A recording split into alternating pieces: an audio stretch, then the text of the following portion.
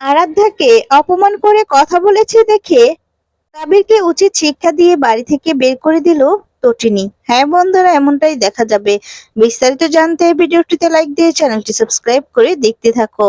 গল্পের শুরুতেই দেখা যায় তটিনী নাটক করতে করতে কর্ণকে বলছে, আমি কিন্তু পুরো টাকাটা কেশে নেব, ব্যাংক ট্রান্সফার কিন্তু আমি নিতে পারবো না।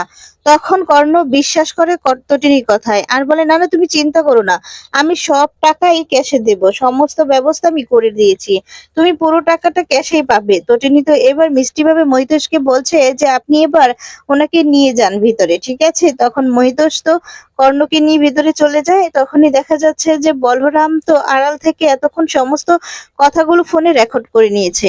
আর তখন বলরাম বাইরে বেরিয়ে তটিনীর কাছে গিয়ে বলে, তা কতটা ডিল হলো? তটিনী তখন হাসতে হাসতে বলছে যে 50 কোটি টাকা। ও এখনো বুঝতে পারছে না যে ওই 50টা জুতোর বাড়ি পড়বে ওর মুখে। তো আপনি শুধু এখন আপনার বন্ধুকে বলে দিন যে শকুনের বাসাও না কাজ করবে না। অন্যদিকে দেখা যাবে লাহিড়ী আর কাব্যির তো চলে গিয়েছে আরাধ্যাদের বাড়িতে। আর তখন মেঘা তো লাহিড়ীকে দেখে বলছে যে আপনারা এই বাড়িতে কি করছেন? আর তখন বলে, আপনারা এই প্রশ্নের কিন্তু অপমানিত বোধ করছি আমি। আর তখন বলে, হ্যাঁ, আমারও কিন্তু এই প্রশ্নটা খারাপ লাগলো, কিন্তু আরাধ্যা কেন এই প্রশ্নের উত্তর দিচ্ছে না সেটাই বুঝতে পারছি না। তখন দেখা যাবে লাহিড়ী ত্রিপর্ণার কাছে যায়, গিয়ে তখন বলে, ত্রিপর্ণা দেবী, আপনার বাড়ির জামাই কিন্তু কাবির, তাহলে তার সত্ত্বেও কেন এরকম ব্যবহার পাবে? এরকম ব্যবহার কেন করা হচ্ছে?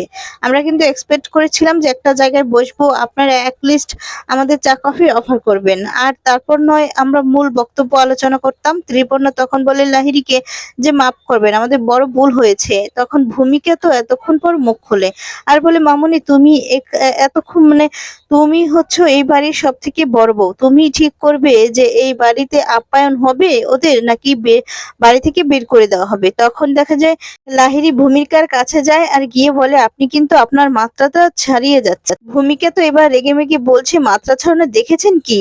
মাত্রা তো সেদিনই ছেড়িয়ে গিয়েছিল যেদিন আপনার ছেলে রেস্টুরেন্টে এসে প্রতিশোধ নেওয়ার জন্য যে লাড্ডুকে কিডন্যাপ করে নিয়ে গিয়েছিল।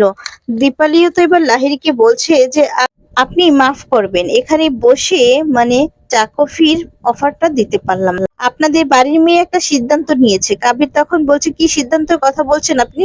তখন আরাধ্যা কাবিরের কাছে যায় আর গিয়ে বলে, সবটা জেনে না জানার বান কেন করছো? তুমি তো জানো আমি উকিলের সাথে কথা বলছি, আমি তোমাকে ডিভোর্স দিতে চাই, আমি চাই ডিভোর্সটা মিউচুয়ালি হয়ে যাক, না হলে কিন্তু অনেক কাদা ছড়াছড়ি হবে।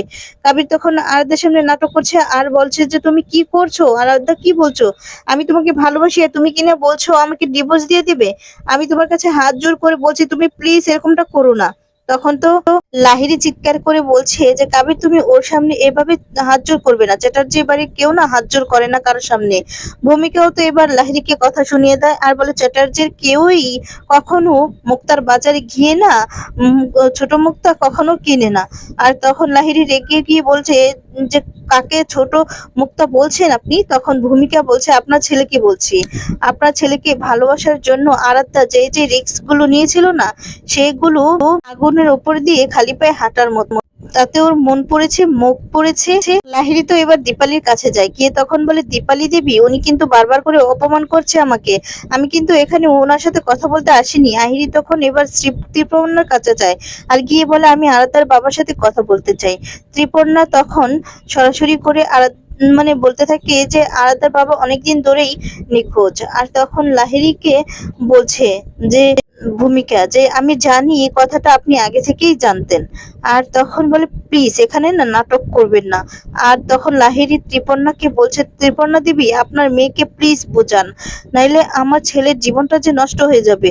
তখন আরাধ্যা তখন লাহিড়ীকে বলছে, তাহলে কি আপনি আপনার স্বামীর জীবনটা নষ্ট করে দিয়েছে? লাহিড়ী তো অবাক, আরাধ্যার কাছে গিয়ে বলছে, মানে তুমি কি বলতে চাইছো? আর তখন আরাধ্যা গিয়ে বলতে থাকে যে আপনি তো আপনার স্বামীর সংসারটা সারা জীবন করেননি, আপনি তো জানতেন যে আপনার স্বামী একটা অপরাধমূলক কাজের সাথে জড়িত আছে, আপনি কিন্তু ওকে ঘৃণা করতেন। একই স্কুলে আপনি প্রিন্সিপাল ছিলেন আর উনি সেই স্কুলের মালিক, আর তার সত্ত্বেও কিন্তু আপনি ওনার ঘরে যাননি, আপনি ওনার চৌখট পাড়াননি, আপনি আপনার ছেলেকে ফেলে চলে গিয়েছিলেন। এটাও কিন্তু আপনার মাতৃস্নেহ পায়নি। তাহলে আপনি কি করে বলছেন যে কাবেরীর সঙ্গে সংসার করতে? আমরা গাছে না আমরাই হয়, কখনো আম হয় না। আপনার ছেলের শরীরে কিন্তু ওর বাবার রক্তটাই এখনো বইছে। আর তখন দেখা যাবে যে কাবির রেগে তো আরাধ্যার কাছে যেতে লাগে রেগে মেগে। আর তখনই দীপালি এসে বলতে থাকে যে সামনে দাঁড়ায় আর বলে, খবরদার এভাবে কিন্তু তেড়ে আসবেন আমাদের পরিবারের মেয়ের দিকে। নিজের ব্যবহারটা না আগে ঠিক করো। আমাদের পরিবারের মেয়ে যখন ভেবে নিয়েছে যে ও তোমাকে ডিভোর্স দিবে, তার মানে ও ডিভোর্সটা দেবেই। আমরা সকলেই চাই যে ও সুখে থাক। আর তখন দেখা যাবে ভূমিকা বলে ও নিজের চোখে দেখেছে তোমার বাবার এই সমস্ত কুকীর্তিগুলো, যার জন্য ওর বাবা আজকে নিখোঁজ। তোমাকে না কোনো দিনও ক্ষমা করবে না, তোমাদের ক্ষমা করবে না, আর ওই বাড়িতেও ফিরে যাবে না। আর তখন দেখা যাবে ত্রিপর্ণা আরাধ্যার কাছে যায়, গিয়ে তখন আরাধ্যাকে বলছে, আরাধ্যা মা তুই একবার শেষ ভাবনাটা ভেবে নে, একবার সম্পর্ক চুকে গেলে কিন্তু পুরো চুকেই যাবে। তখন আরাধ্যা ত্রিপর্ণাকে সরাসরি বলছে, দেখো মাম্মি, আমাদের সেদিনই সম্পর্কটা চুকে গিয়েছে যেদিন আমার শাশুড়ি মা ওই বাড়িতে প্রবেশ করেছে। আর তখনই লাহিড়ী এই কথাটা শুনে চমকে যায় আর বলে, আরাধ্যা, লাহিড়ী কি বলছে? যেদিন থেকে আপনি ওই বাড়িতে প্রবেশ করেছিলেন সেদিন থেকেই ওদের দূরত্বটা আরো বেড়ে গিয়েছিল। আর তখন দেখা যায় নির্লজ্জর মধ্যে আপনি তো যা খুশি তাই করে বেড়াচ্ছেন, আর আপনার স্বামী তো হাসপাতালে ভর্তি বলছে, উনি তো অভিনয় করে ভর্তি রয়েছে। আপনার লজ্জা করছে না? আপনার মনে হচ্ছে না যে এটা একদম ঠিক হচ্ছে না? লাহিড়ী তো এবার রেগে যায় আর বলে, আরাধ্যা তুমি কিন্তু ভুলে যেও না যে তুমি কার সঙ্গে কথা বলছো, তুমি কিন্তু তোমার মাত্রাটা ছাড়িয়ে যাচ্ছ। আর তখন আরাধ্যা সরাসরি বলে যে আমি বলিনি যে আমি কোন মানুষটাকে নিয়ে কথা বলছি, যাকে নিয়ে কতদিন আগেও আমি গর্ববোধ করতাম, আজকে তাকে দেখেই আমার ঘাটা ঘিন ঘিন করছে। আর তখন লাহিড়ী রেগে যায়, এদিকে কাবিরও রেগে যায় আর বলে, তুমি কিন্তু আমার মায়ের সঙ্গে ঠিকঠাক ভাবে কথা বলো, আমার মায়ের সঙ্গে যদি এরপর এভাবে কথা বলছো না, তার ফল কিন্তু খারাপ হয়ে যাবে। আর তখন দীপালি রেগে যায়, রেগে গিয়ে তখন কাবিরের কাছে গিয়ে বলছে, কি করবে তুমি, গায়ে হাত দিবে নাকি ওর? ও আবার তোমাদের তোমাদের তো আবার সাজে মেয়েদের গায়ে হাত তোলার, তোমাদের তো আবার অনেক পাওয়ার, তাই না? কাবির তখন রেগে মেগে বলছে, দেখুন আপনারা যদি এভাবে আমাদের সঙ্গে ব্যবহার করেন না তাহলে। আর তখনই ভূমিকা গিয়ে বলছে, এর থেকে না ভালো ব্যবহার আর একদম আশা করো না। ঠিক তখনই দেখা যায় লাহিড়ীর কাছে কেউ একজন ফোন করে একটা কিছু খবর দেয়। লাহিড়ী তখন কথাটা শুনে ভয়ে কাঁপতে থাকে। কাবির তখন বলতে থাকে লাহিড়ীর কাছে গিয়ে যে, কি বলছে মম, কি হয়েছে?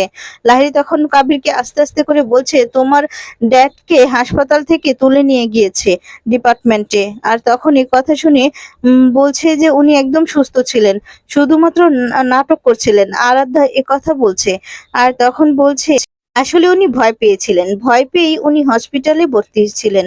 আর ডেট অব মানে কেসটাকে ডেট অব্দি নিয়ে যেতে। আর তখন ভূমিকা লাহিড়ীকে সরাসরি বলছে, আপনি জানতেন না এই বিষয়টা? আমি নিশ্চিত যে আমাদের বাড়ির জামাই পরশুরামই ওকে ঘাড় ধাক্কা দিয়ে ওই ডিপার্টমেন্টে নিয়ে গিয়েছে। আর তখন লাহিড়ী ভূমিকার কথা শুনে রেগে যায় আর বলছে যে, ভদ্রভাবে কথা বলুন, আপনি কিন্তু ভুলে যাবেন না যে আপনি আমার বাড়িতে দাঁড়িয়ে আছেন। দীপালি তখন এই কথা বলায় এরপর বলে, আপনি কেন ওর সাথে কথা বলছেন? এভাবে কথা বলবেন না। আর তারপর কিছু গুন্ডা বাহির থেকে নিয়ে আসে আর তখন দেখা যায় তারা তো অসভ্যতামি করতে থাকে ভূমিকার সাথে, ভূমিকার গায়ে হাত পর্যন্ত দেয়। তখন ভূমিকা উচিত শিক্ষা দেয় আর ঠাসিয়ে একটা চড় মেরে দেয়। অন্যদিকে দেখা যাবে যে পরশুরাম রান্না করছে বাড়িতে গিয়ে, কি কি রান্না করছে, কি কি খাবে তার বাচ্চারা, মাটন, এরপর আর অনেক কিছু। আর তখনই দেখা যায় জিজ্ঞেস করতে থাকে এদিকে যে, পাপা কি রান্না হচ্ছে? আর তখন বলে মাটন, এরপর মাছ ভাজা আর অনেক কিছু। তখন খুশি হয়ে যায় আর বলে, আমরা একসঙ্গে খাবো। আচ্ছা মাম্মি কোথায়? এরপর বলতে থাকে যে তোমার মাম্মি ডিপার্টমেন্টে, তোমার মাম্মি তদন্ত করছে। তারপর আর কোনো কথাই বলতে পারে না, এরপর জড়িয়ে ধরে।